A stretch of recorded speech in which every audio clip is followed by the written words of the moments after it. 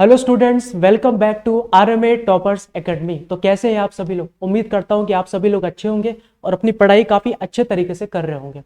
Students, पिछली video में हमने अपने चैनल के इंट्रोडक्शन देने का काम किया था।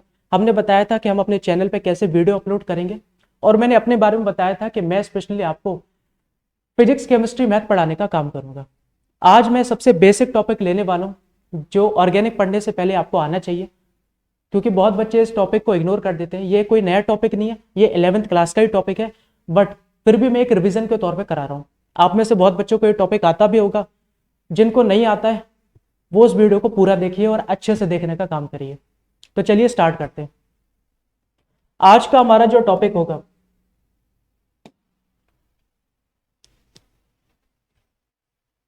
That is GOC part. GOC का मतलब क्या होता है स्टूडेंट्स? जीओसी का मतलब है जनरल ऑर्गेनिक केमिस्ट्री।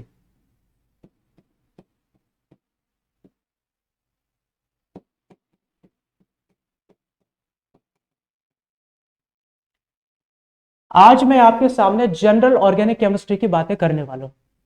कौन कौन सी बातें हैं जो आपको आनी चाहिए ऑर्गेनिक केमिस्ट्री पढ़ने से पहले। देखिए स्टूडेंट, जनरल ऑर्गेनिक केमिस्ट्री नाम से ही क्लियर हो रहा है कि ऑर्गेनिक पढ़ने से पहले, ऑर्गेनिक के जो आपके चैप्टर्स हैं 12th में, उन्हें पढ़ने से पहले आपको ये जनरल बातें पता होनी चाहिए।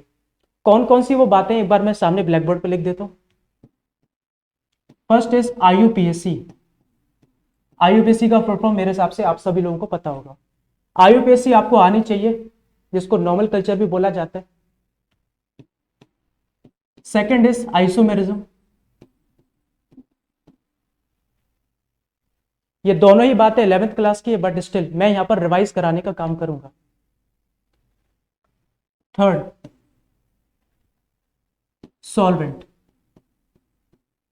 स्टूडेंट्स, आपको सॉल्वेंट के बारे में पता होना चाहिए कि सॉल्वेंट क्या होता है, किसी भी रिएक्शन में सॉल्वेंट का क्या रोल होता है। इन सारी बातों का आपको पता होना जरूरी है। Fourth, electrophile.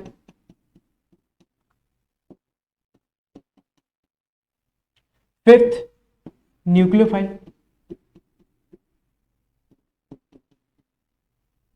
एंड सिक्स्थ, मैं इसमें दोनों ही इंक्लूड कर देता हूं, दैट इज कार्बोकैटायन एंड कार्बोएनायन।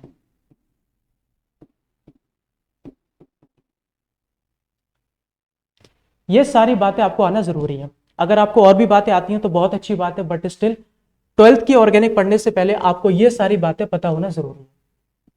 अगर मैं बात करूं आईयूपीएससी और आइसोमेरिज्म की, तो देखिए जब तक आपको आईयूपीएससी नहीं आएगी तब तक आपको आइसोमेरिज्म भी नहीं आएगा। ये दो टॉपिक जो हैं क्या कहते हैं, थोड़े से बड़े टॉपिक हैं एंड इनकी बात मैं थोड़ा अलग से करूंगा, अलग से वीडियो बना के, क्योंकि अगर अभी मैंने बात स्टार्ट करी तो वीडियो की लेंथ थोड़ी बड़ी हो जाएगी। आज मैं कौन कौन से टॉपिक की बात करने वाला हूँ। सॉल्वेंट क्या होता है, इलेक्ट्रोफाइल क्या होता है, न्यूक्लियोफाइल क्या होता है, कार्बोकैटायन एंड कार्बोनाइन, इनकी बात मैं स्पेशली आज करने वाला हूं इस वीडियो के अंदर। चलिए स्टार्ट करते हैं कि सॉल्वेंट फिर होता क्या है।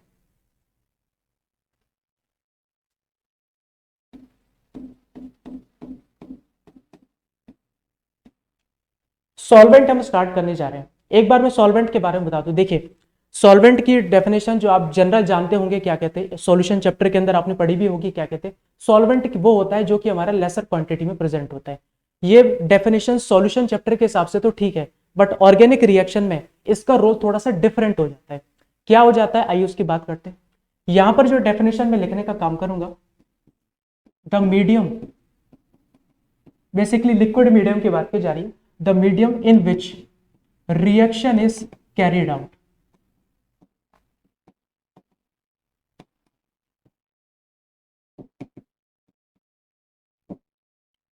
आपकी कोई भी केमिकल रिएक्शन जो होती है, खासकर ऑर्गेनिक रिएक्शन, वो किसी ना किसी सॉल्वेंट की प्रेजेंस में होती है। बहुत बच्चों को तो पता ही नहीं होता है कि सॉल्वेंट का रिएक्शन में क्या रोल रहता है। जैसे आपने देखा होगा, जैसे मैं SN1 रिएक्शन की अगर मैं बात करूं तो वहां पर पोलर प्रोटेक्ट सॉल्वेंट ज्यादातर लिखा रहता है या वाटर लिखा रहता है, तो बहुत बच्चे उसको रट लेते हैं और याद कर लेते हैं, बट उनको मतलब उसका पता ही नहीं होता। तो मैं आज आपको बताने का काम करूंगा कि सॉल्वेंट का रिएक्शन में क्या रोल रहता है। तो सॉल्वेंट के बारे में मैंने बताया, the medium in which reaction is carried out. ठीक है, सॉल्वेंट हमारा वो मीडियम होता है जिसके अंदर हमारी रिएक्शन होती है। अब सॉल्वेंट कितने टाइप का होता है, आइए एक बार उसकी बात और कर लेते हैं।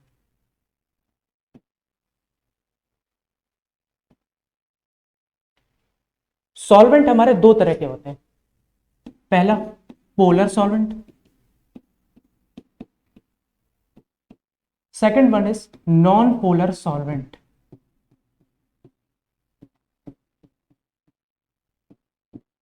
दो तरह के हमारे सॉल्वेंट होते हैं, पोलर और नॉन पोलर। दोनों में क्या अंतर है? दोनों में जो सबसे बड़ा अंतर ये है, देखिए कि इसका जो डाइपोल मोमेंट होता है, इसे म्यू से दिखाने का काम करते हैं, ये नॉट इक्वल टू 0 होता है। नॉन पोलर की बात करें तो इनका जो डाइपोल मोमेंट होता है वो 0 होता है। अब मैं समझ रहा हूं कि बहुत बच्चों को तो पता होगा कि डाइपोल मोमेंट क्या होता है, एंड बहुत बच्चों को नहीं भी पता होगा। आइए एक बार मैं बता देता हूं, लेकिन उससे पहले आप इसके एग्जाम्पल देखने का काम करिए। अच्छा, एग्जाम्पल से भी पहले एक और बात मैं बता देता हूं, पोलर भी आपका फिर दो तरह का होता है।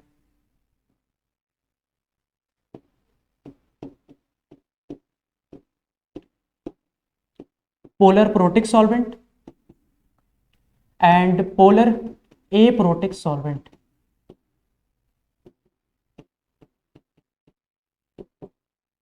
स्टूडेंट्स, दोनों में थोड़ा सा हम अंतर देख लेते हैं कि पोलर और नॉन पोलर सॉल्वेंट में किस तरह का अंतर होता है। उससे पहले आप एग्जांपल देखिए। इसके अंदर अगर मैं एग्जांपल की बात करूं तो सबसे पहला एग्जांपल हमारा CCl4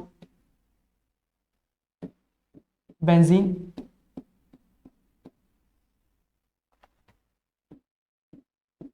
कार्बन डाइसल्फाइड। ये जितने भी आप एग्जांपल देखने का काम कर रहे हो, CCl4 बेंजीन CH2, ये सारे हमारे नॉन पोलर सॉल्वेंट होते हैं। अच्छा, मैंने यहां पर लिखने का काम किया था डाइपोल मोमेंट 0 होता है। अच्छा, अब डाइपोल मोमेंट का क्या मतलब है, एक बार डाइपोल मोमेंट के बारे में मैं थोड़ा सा बता देता हूं कि कैसे डाइपोल मोमेंट निकाला जाता है। वैसे डाइपोल मोमेंट जो है 11th क्लास का टॉपिक है, बट स्टिल मैं थोड़ा सा आपको बताने का काम करता हूं।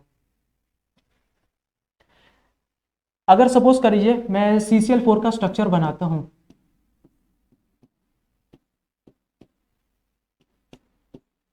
कार्बन टेट्राक्लोराइड का जो स्ट्रक्चर बनता है वो कुछ इस तरह का बनता है। कार्बन और क्लोरीन के अंदर अगर मैं बात करूं, जो इलेक्ट्रोनेगेटिविटी एक टर्म होती है स्टूडेंट्स, इलेक्ट्रोनेगेटिविटी टर्म्स होती है, वही डिसाइड करती है कि डाइपोल मोमेंट की डायरेक्शन क्या होगी। इलेक्ट्रोनेगेटिविटी कैसी टर्म है?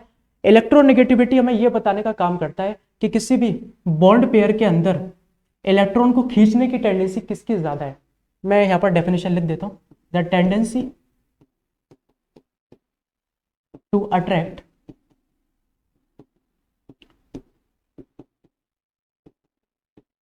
Bond pair of electron toward itself. Electronegativity जिसकी ज्यादा होती है, डाइपोल मोमेंट की डायरेक्शन भी क्या होती है, उसी की तरफ शिफ्ट हो जाती है। मैं जैसे बोल रहा हूं यहां क्लोरीन की इलेक्ट्रोनेगेटिविटी ज्यादा है। क्यों ज्यादा है? क्योंकि वो इलेक्ट्रॉन को ज्यादा तेजी से खींच पाता है अपनी तरफ। तो डाइपोल मोमेंट की डायरेक्शन इधर कुछ ऐसी निकल के आएगी। एरो हमेशा उसकी तरफ होता है जिसकी हाई इलेक्ट्रोनेगेटिविटी होती है। ऐसे डाइपोल मोमेंट की डायरेक्शन को दिखाते हैं।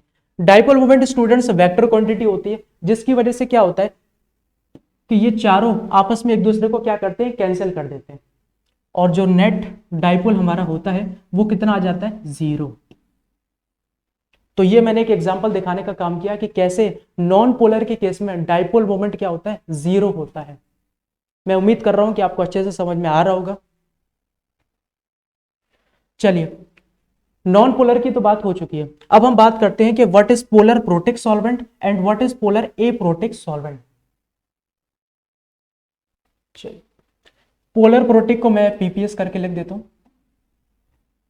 देखिए, नाम से ही आपको क्लियर होना चाहिए स्टूडेंट्स, पोलर प्रोटिक सॉल्वेंट मतलब ये क्या है, सबसे इंपॉर्टेंट बात, ये पोलर होता है।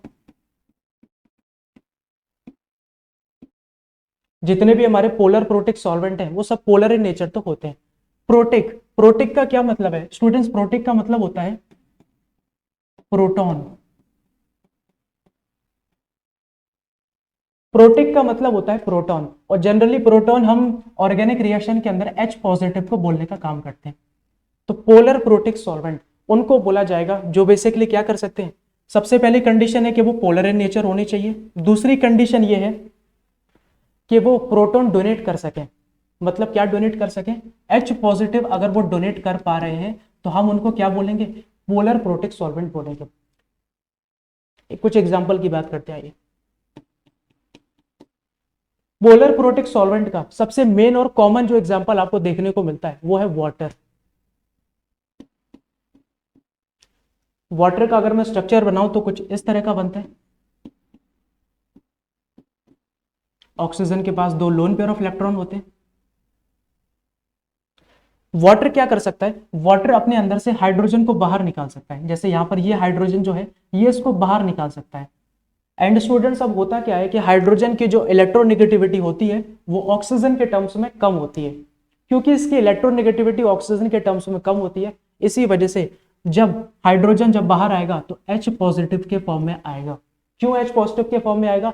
बिकॉज ऑक्सीजन की हाई इलेक्ट्रोनेगेटिविटी थी, इसलिए बॉन्ड जब टूटा तो हाइड्रोजन का इलेक्ट्रॉन किसके पास चला गया? ऑक्सीजन के पास चला गया।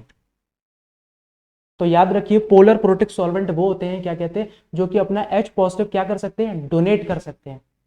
कुछ और एग्जांपल की बात करते हैं। चलिए मैं अमोनिया की बात करता हूं। NH3। NH3 का स्टूडेंट जो स्ट्रक्चर होता है वो कुछ पिरामिडल शेप होता है, लगभग ज्योमेट्री टेट्राहेड्रल होती है और शेप कुछ इस तरह का होता है। एंड इसके पास एक लोन पेयर भी होता है। नाइट्रोजन और हाइड्रोजन के अंदर भी अगर मैं बात करूं तो इलेक्ट्रोनेगेटिविटी नाइट्रोजन की ही सबसे ज्यादा होती है। एंड ये भी क्या कर सकता है? अपने H को डोनेट कर सकता है। वही बात है, H जब बाहर आएगा स्टूडेंट्स तो अपना इलेक्ट्रॉन देकर आएगा। क्योंकि इलेक्ट्रॉन ये देकर आ रहा है तो ये किस फॉर्म में आएगा? H positive. तो सिंपली आपको ये याद रखना है कि पोलर प्रोटिक सॉल्वेंट वो होते हैं जो कि अपना H पॉजिटिव डोनेट कर सकते हैं। कुछ और एग्जांपल में लिखवा देता हूं। जैसे फॉर एग्जांपल आपका हो सकता है CH3CH2OH। अगर इसका मैं स्ट्रक्चर बनाऊं तो ये कुछ ऐसा बनता है।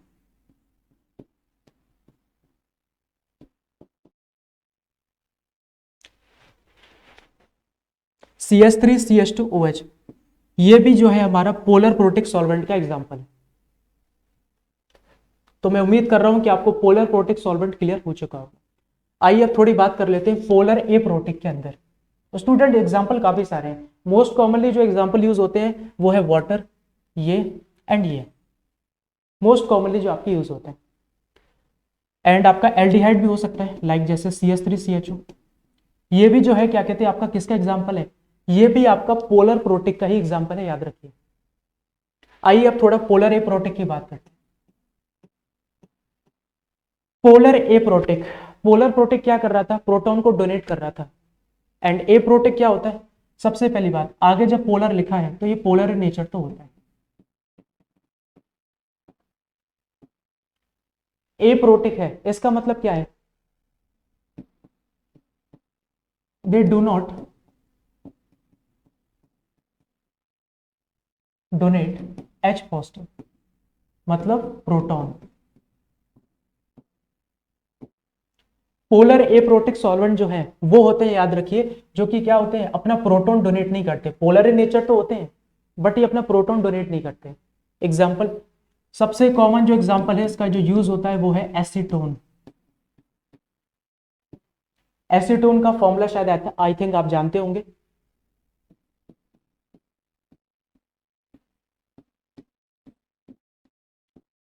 ये आपका एसीटोन का स्ट्रक्चर होता है, CH3COCH3। ये स्ट्रक्चर आपका होता है। अब आप देखने का काम करिए, मैंने यहां पर जितने भी एग्जांपल दिए थे तो वहां पर क्या था? हाइड्रोजन था बाहर आने के लिए। लेकिन यहां पर अगर मैं बात करूं, ऑक्सीजन के पास तो कोई हाइड्रोजन नहीं है। हाँ, हाइड्रोजन है, कार्बन के पास है। बट देखिए, ऐसा नहीं है कि कहीं पर भी हाइड्रोजन लगा हुआ है और वो बाहर आ जाएगा। बाहर वो तभी आ सकता है जब जिस एलिमेंट से वो अटैच है उसकी इलेक्ट्रोनेगेटिविटी क्या होनी चाहिए? ज्यादा होनी चाहिए। मैं फिर से एक बार बताता हूं, मैं यहां पर बोलने का काम कर रहा हूं कि यहां पर H था इसलिए वो बाहर आ जा रहा था। बट इसके अंदर क्या है? ऑक्सीजन से तो कोई हाइड्रोजन अटैच है नहीं। एंड इसके अलावा कार्बन से जो हाइड्रोजन अटैच है वो बाहर नहीं आएगा।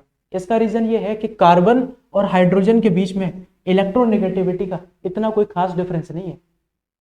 तो याद रखिए, हाइड्रोजन तभी बाहर आएगा अपना इलेक्ट्रॉन देकर जब जिस एलिमेंट से वो अटैच है उससे उसकी इलेक्ट्रोनेगेटिविटी क्या होना चाहिए? मतलब इलेक्ट्रोनेगेटिविटी का डिफरेंस ज्यादा होना चाहिए। अगर कम डिफरेंस है तो वो बाहर नहीं आएगा। तो सबसे पहला एग्जांपल था एसीटोन। कुछ और एग्जांपल की बात कर लेते हैं, हालांकि वो आपको एनसीईआरटी में देखने को नहीं मिलते। जैसे DMSO, इसे प्रोनाउंस ऐसे किया जाता है। इसका फुल फॉर्म जो होता है डाई मिथाइल सल्फोनाइड। एक और एग्जांपल होता है students DMF, that is dimethyl formamide.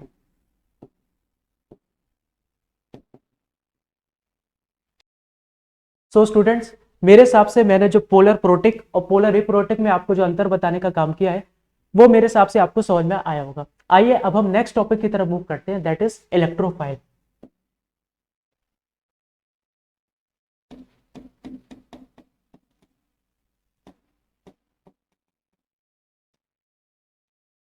Electrophiles क्या होते हैं स्टूडेंट? इलेक्ट्रोफाइल का अगर आप बेसिक मीनिंग जानना चाहो उसके वर्ड से ही, इलेक्ट्रो का मतलब इलेक्ट्रॉन एंड फाइल्स का मतलब लविंग, इलेक्ट्रॉन लविंग स्पीशीज को ही हम क्या बोलते हैं? इलेक्ट्रोफाइल बोलने का काम करते हैं। अच्छा, इलेक्ट्रोफाइल के ऊपर कौन सा चार्ज होता है? नेगेटिव। मतलब सिंपल डेफिनेशन में अगर हम बोलना चाहें, इलेक्ट्रोफाइल्स वो होते हैं जिनको क्या होती है? नेगेटिव चार्ज की जरूरत होती है। मैं डेफिनेशन लिख देता हूं, they are electron deficient species. ये हमारे क्या होते हैं? इलेक्ट्रॉन डेफिशिएंट स्पीशीज होते हैं, मतलब इनके पास इलेक्ट्रॉन की क्या होती है? कमी होती है। किस फॉर्म में ये एग्जिस्ट करते हैं? दे मे बी न्यूट्रल, ये हमारे न्यूट्रल भी हो सकते हैं,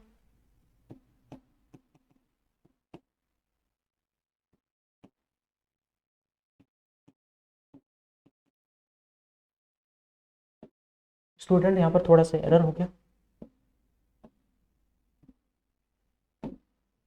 दे मे बी न्यूट्रल और चार्ज स्पीशीज, मतलब इलेक्ट्रोफाइल्स जो हमारे होते हैं वो न्यूट्रल भी होते हैं और चार्जेस के फॉर्म में भी एग्जिस्ट करते हैं। आइए एक बार एग्जांपल की बात कर लेते हैं। अगर मैं बात करूं चार्ज स्पीशीज की कि कौन सा चार्ज अपने ऊपर कैरी करते हैं, तो देखिए ये अपने ऊपर कैरी करते हैं पॉजिटिव चार्ज। क्यों ये अपने ऊपर पॉजिटिव चार्ज कैरी करते हैं? सिंपल सी बात है, इनको इलेक्ट्रॉन की जरूरत है। अब इलेक्ट्रॉन की जरूरत है मतलब इनको नेगेटिव चार्ज की जरूरत है। नेगेटिव चार्ज की उसी को जरूरत होती है जिस खुद के ऊपर क्या होता है? पॉजिटिव चार्ज होता है। क्या क्या एग्जाम्पल इसके हो सकते हैं? NO2 positive, C positive, Cl positive, Br positive, I positive, F positive. ऐसे जितने भी स्पीशीज या कंपाउंड हो गए जिनके ऊपर पॉजिटिव चार्ज होगा वो सारे हमारे किसकी तरह काम करेंगे? पॉजिटिवली चार्ज, मैं पॉजिटिवली चार्ज लिख देता हूं, इलेक्ट्रोफाइल की तरह काम करेंगे। मेरे हिसाब से मेरी बात आपको समझ में आ रही होगी। सेकंड में चलता हूं, न्यूट्रल।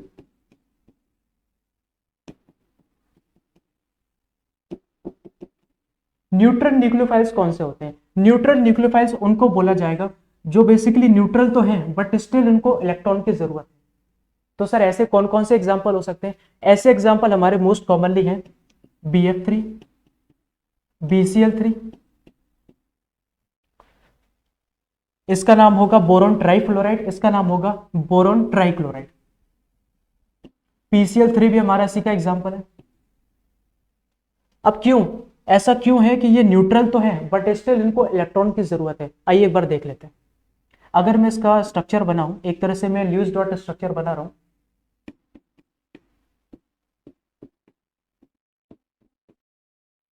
बोरोन का जो एटॉमिक नंबर होता है वो है 5 एंड उसके वैलेंस चाइल्ड इलेक्ट्रॉन जो होते हैं वो होते हैं 3। एक इलेक्ट्रॉन उसका यहां पर है, उसने क्या किया? अपने तीनों इलेक्ट्रॉन को क्या किया? बॉन्ड बनाने की कोशिश की। अपने तीनों इलेक्ट्रॉन से उसने बॉन्ड बनाने की कोशिश की। एक इलेक्ट्रॉन बोरोन का ये रहा, ये रहा और ये रहा। फ्लोरीन ने भी अपना एक एक इलेक्ट्रॉन डोनेट किया। बट हम बॉन्ड बनाने के बाद अगर हम देखें तो हम देख पा रहे हैं क्या?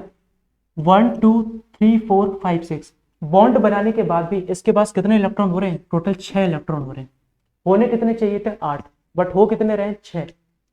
इसी वजह से हम बोल रहे हैं कि इसको क्या होती है? इलेक्ट्रॉन की जरूरत होती है। और जितने भी मैंने यहाँ एग्जांपल लिखे हैं इनको ल्यूइस एसिड भी बोला जाता है। ये भी हम बोल सकते हैं कि all nucleophiles are Lewis acid. मैं उम्मीद कर रहा हूं कि मेरी बात आपको समझ में आ रही होगी। चलिए आगे चलते हैं और अब बात करते हैं न्यूक्लियोफाइल के।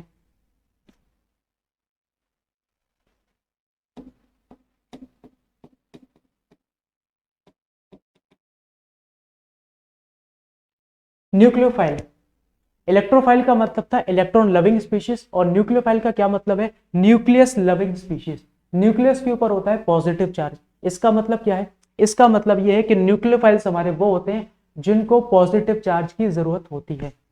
आइए डेफिनेशन में इसकी लिख देता हूं।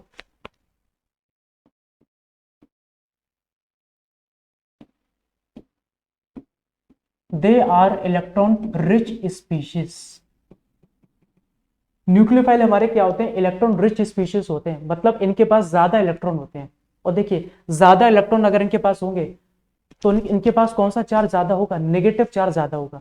क्योंकि इनके पास नेगेटिव चार्ज ज्यादा है, इसी वजह से इन्हें किस चार्ज की जरूरत है, पॉजिटिव चार्ज की जरूरत है।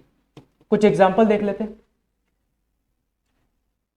क्योंकि इनके पास नेगेटिव चार्ज ज्यादा होता है, तो सबसे पहले मैं बात करता हूं negatively charge nucleophile.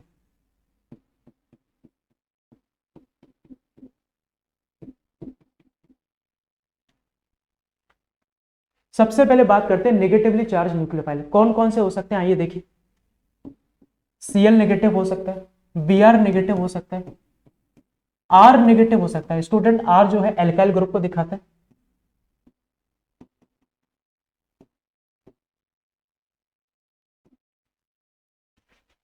NO2 negative हो सकता है।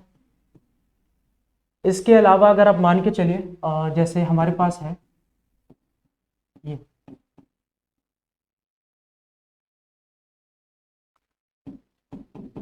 अगर सपोज करिए यहां पर हाइड्रोजन बाहर आ जाता है, तो उसके ऊपर कौन सा चार्ज आएगा, नेगेटिव आएगा। क्यों आएगा, बिकॉज ऑक्सीजन की इलेक्ट्रोनेगेटिविटी ज्यादा है, तो वो हाइड्रोजन का इलेक्ट्रॉन खुद ही रख लेगा।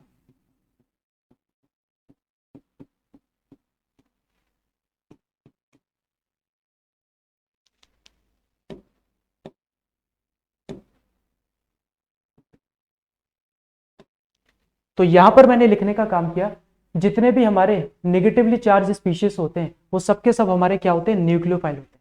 याद रखिए, क्योंकि उनके पास नेगेटिव चार्ज है इसलिए तो उनको पॉजिटिव चार्ज की जरूरत पड़ रही है, और क्योंकि उनको पॉजिटिव चार्ज की जरूरत है इसलिए हम उनको क्या बोल रहे हैं, न्यूक्लियोफाइल। अच्छा, अब मैं बात करता हूं कुछ न्यूट्रल न्यूक्लियोफाइल की।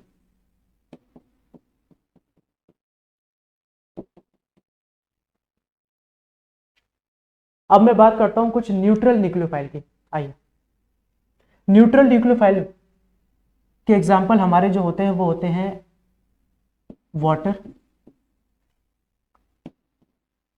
अमोनिया। मोस्ट कॉमनली तो हमारे यही एग्जाम्पल होते हैं। इसके अलावा हमारा NH2 नेगेटिव भी हो सकता है। क्यों इनको हम बोलने का काम कर रहे हैं न्यूट्रल न्यूक्लियोफाइल, देखिए, वो ऑक्सीजन के पास, वाटर के अंदर ऑक्सीजन के पास दो दो लोन पेयर ऑफ इलेक्ट्रॉन होते हैं, एंड NH3 अमोनिया के अंदर एक लोन पेयर ऑफ इलेक्ट्रॉन होता है, जिसको वो क्या कर सकता है, डोनेट कर सकता है। क्योंकि वो डोनेट कर सकता है, इसी वजह से हम क्या बोल रहे हैं कि ये हमारे क्या है, न्यूट्रल न्यूक्लियोफाइल है। मैं उम्मीद कर रहा हूं कि मेरी बात आपको समझ में आ रही होगी। अच्छा, क्योंकि ये अपने इलेक्ट्रॉन डोनेट कर रहे हैं तो हम ऐसा भी बोल सकते हैं, all neutral nucleophile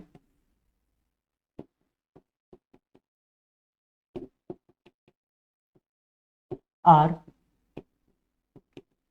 Lewis base. जितने भी हमारे न्यूट्रल न्यूक्लियोफाइल होते हैं वो सब क्या होते हैं, लुईस बेस होते हैं। क्योंकि लुईस बेस की डेफिनेशन आपको शायद पता होगी, लुईस बेस वो होते हैं जो कि क्या करते हैं, अपना लोन पेयर ऑफ इलेक्ट्रॉन उठा के डोनेट करते हैं। तो डोनेट ऑब्वियस सी बात है उसी को करेंगे जिससे क्या होगी, जरूरत होगी। तो मेरे हिसाब से न्यूक्लियोफाइल आपको अच्छे से क्लियर हो गया होगा। बहुत ही इंपॉर्टेंट बातें हैं स्टूडेंट्स, अगर आपको यही ये नहीं पता होंगी तो आप आगे के चैप्टर्स उतने अच्छे से नहीं पढ़ पाओगे। आधी चीजें तो आप रटोगे और आधी चीजें तो आप याद ही नहीं रख पाओगे कि कैसे हो रहा है, क्या हो रहा है। रिएक्शंस के मैकेनिज्म को अगर समझना है, कन्वर्जेंस के क्वेश्चन अगर आप अच्छे से करना चाहते हो, समझ के वो भी, तो आपको इन सारी बातों के बारे में पता होना जरूरी है। IUPAC वाला पार्ट में किसी और वीडियो में कवर करूंगा, बिकॉज वो काफी बड़ा टॉपिक है। अभी फिलहाल मैं सॉल्वेंट, इलेक्ट्रोफाइल और न्यूक्लियोफाइल इन तीनों की बात कर चुका हूं। आइए कार्बोकैटायन और कार्बन आयन की एक बार फिर से बातें कर लेते हैं।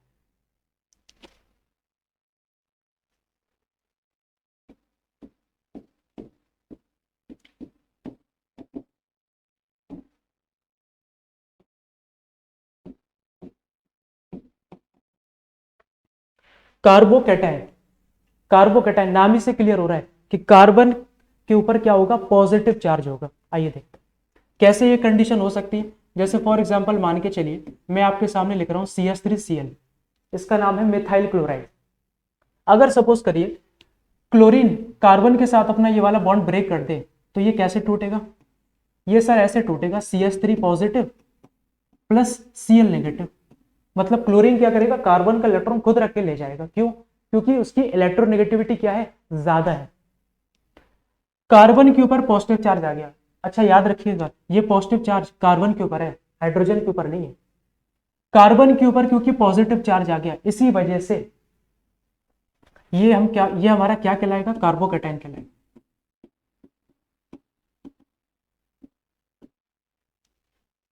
अच्छा, कार्बोकैटायन भी अब 3 तरह के होते हैं, मैं उनकी बात भी करने वाला हूं, बट पहले आप कार्बोकैटायन को समझ लीजिए। कार्बोकैटायन का सिंपल मतलब होता है कार्बन के ऊपर पॉजिटिव चार्ज का आना। कैसे आ सकता है तो वो मैंने बताने का काम किया। CH3Cl जब ब्रेक होगा तो हाई इलेक्ट्रोनेगेटिविटी होने की वजह से बॉन्ड का कार्बन का जो इलेक्ट्रॉन है वो खुद क्लोरीन लेके चला जाता है, और फिर CH3 के ऊपर मिथाइल ग्रुप के ऊपर आ जाएगा पॉजिटिव चार्ज, जिसे हम क्या बोलते हैं, कार्बोकैटायन बोलते हैं। अब ये भी 3 तरह के होते हैं। पहला होता है 1 डिग्री, दूसरा होता है 2 डिग्री और तीसरा होता है 3 डिग्री। 1 डिग्री को प्राइमरी भी बोला जाता है, इसको सेकेंडरी और इसको टर्शियरी। 3 तरह के कार्बोकैटायन हमारे होते हैं। 1 डिग्री मतलब प्राइमरी कार्बोकैटायन, 2 डिग्री मतलब सेकेंडरी कार्बोकैटायन, 3 डिग्री मतलब टर्शियरी कार्बोकैटायन। कैसे हम पहचानने का काम करते हैं कि कौन सा 1 डिग्री है, कौन सा 2 डिग्री है और कौन सा 3 डिग्री। एक बार आइए उसकी भी बात कर लेते हैं। जैसे फॉर एग्जांपल मान के चलिए हमारे पास है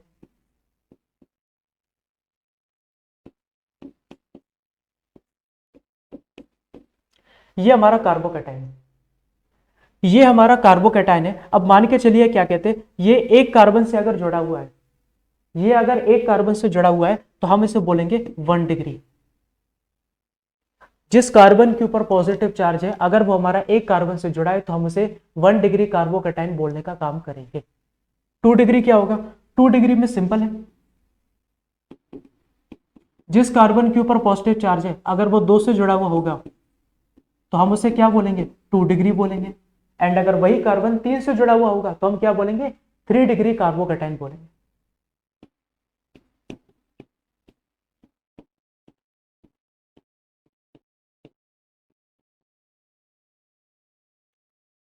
चलिए स्टूडेंट्स अब बात करते हैं स्टेबिलिटी ऑफ कार्बोकैटायन के ऊपर।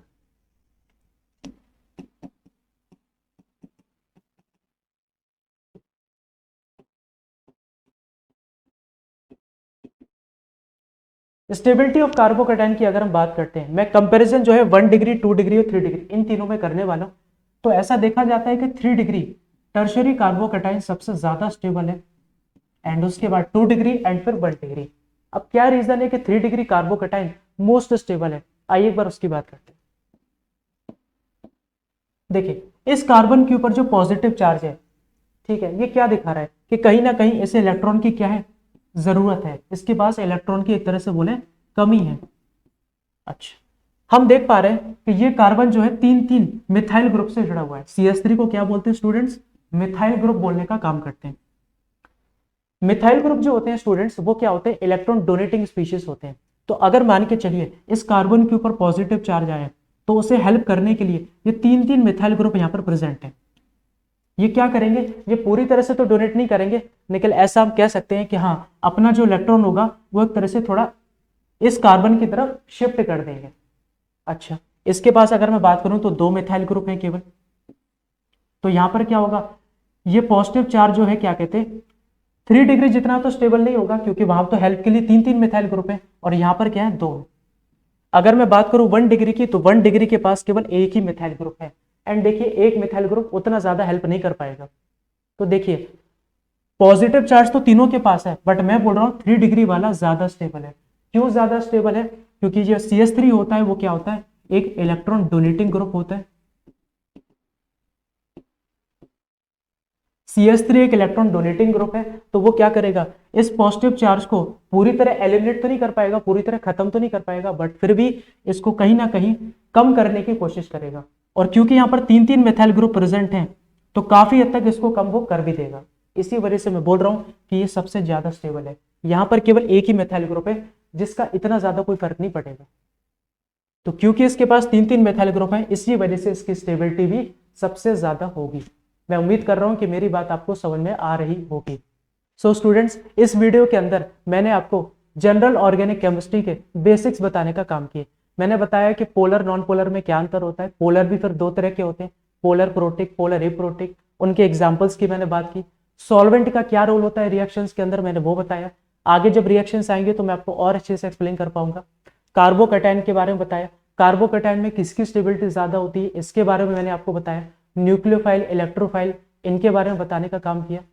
सो स्टूडेंट्स, अगर आपको ये वीडियो पसंद आ रही है तो आप इसे प्लीज सब्सक्राइब कीजिए, लाइक कीजिए एंड शेयर भी कीजिए अपने दोस्तों के संग, जिससे कि उनको हेल्प मिल सके। Thank you.